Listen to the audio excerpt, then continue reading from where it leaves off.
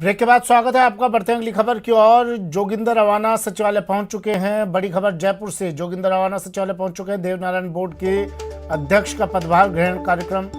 जोगिंदर रवाना पदभार संभालेंगे। आरसी अध्यक्ष वैभव गहलोत भी इस कार्यक्रम में पदभार ग्रहण समारोह में मौजूद रहेंगे। पहली बार इस बोर्ड का गठन हुआ है।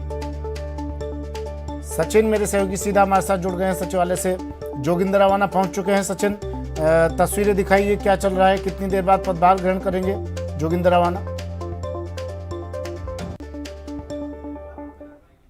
बिल्कुल, देखिए सुमित, जोगिंदर रवाना, विधायक जोगिंदर रवाना सचिवालय पहुंच चुके हैं। इस वक्त वो मौजूद हैं, उनके परिजन भी यहाँ मौजूद है। सचिवालय के जो कक्ष है उसके अंदर इनको आवंटन हुआ है कमरा, और पहली बार देवनारायण बोर्ड का ये गठन हुआ है बोर्ड का, और गठन के बाद में पहले अध्यक्ष विधायक जोगिंदर रवाना को यहाँ पर बनाया गया है।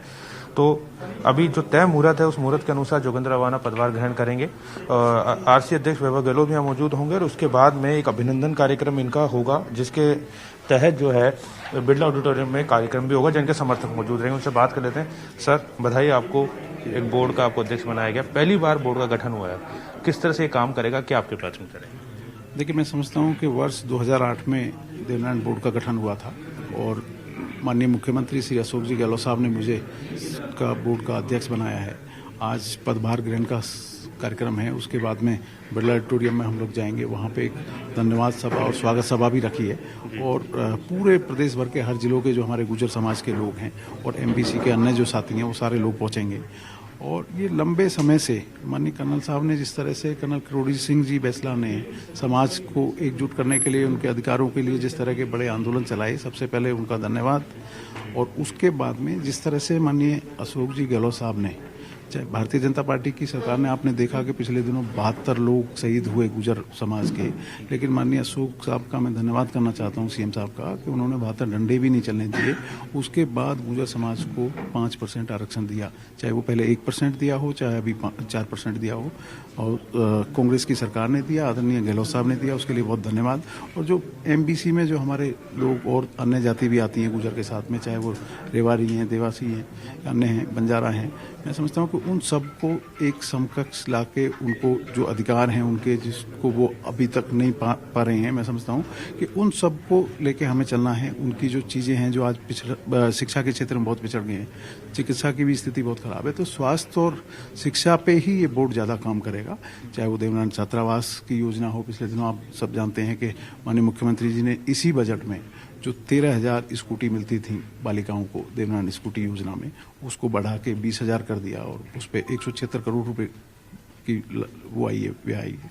मैं समझता हूँ कि इन सारी चीज़ों को देखते हुए, चाहे देवनारायण छात्रावास हो, स्कूटी की योजना हो, चिकित्सा के क्षेत्र में चाहे अन्य योजनाएं हों, जो बालक बालिकाओं के छात्रावास हैं, इन सबको पूरे जिलों का मैं भ्रमण करूंगा। भ्रमण करने के बाद में एक एक जिले में जाके लोगों से बातचीत करके जो प्रस्ताव वहाँ से आएंगे माननीय मुख्यमंत्री जी को दूंगा, और उसको पूरा कराने का काम करूंगा। गुजर आंदोलन के समय जो घटनाएं हुई थी उसको लेकर भी काफी मांगे लंबी थी, मुआवजे की हो, नौकरी की हो, कई मुकदमे लंबे चले, उसको लेकर भी बोर्ड काम करेगा।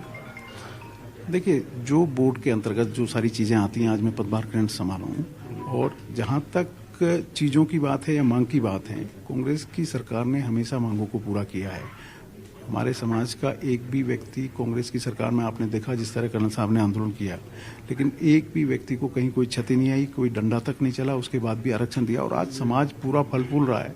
अभी 38 बच्चे आरएएस बने हैं, हजारों बच्चे डॉक्टर बने हैं, इंजीनियर बने हैं। मैं समझता हूँ कि एक बड़ा लाभ कांग्रेस की सरकार ने गुजर समाज को दिया है। बिल्कुल, आप थे विधायक जोगिंदर रवाना, जो कुछ देर बाद में यहाँ पर पदभार ग्रहण करेंगे। बोर्ड बनने के बाद पहले अध्यक्ष नियुक्त किए गए हैं, और इनकी प्राथमिकता यही रहेगी कि समाज को किस तरह से आगे लेके जाया जाए। खासतौर पर शिक्षा और स्वास्थ्य की उन्होंने बात की, रोजगार देने की बात की। इन मुद्दों पर ये बोर्ड लगातार काम करता रहेगा। जी सुमित। बिल्कुल, चुनौतियां क्या क्या रहेंगी इनके लिए, इनके सामने, क्योंकि सचिन पहली बार गठन किया गया और पहली बार इन्हें पदभार मिला। चुनौतियां क्या रहने वाली हैं इनके सामने? बिल्कुल, देखिए उस पर भी बात कर लेते हैं, चुनौतियाँ किस तरह की रहेगी, और साथ ही देखिए इनका भी यही कहना था कि पहली बार बोर्ड बना है, ये भी इसको पूरी कार्यशैली को समझेंगे, लेकिन फिर भी इनसे बात कर लेते हैं।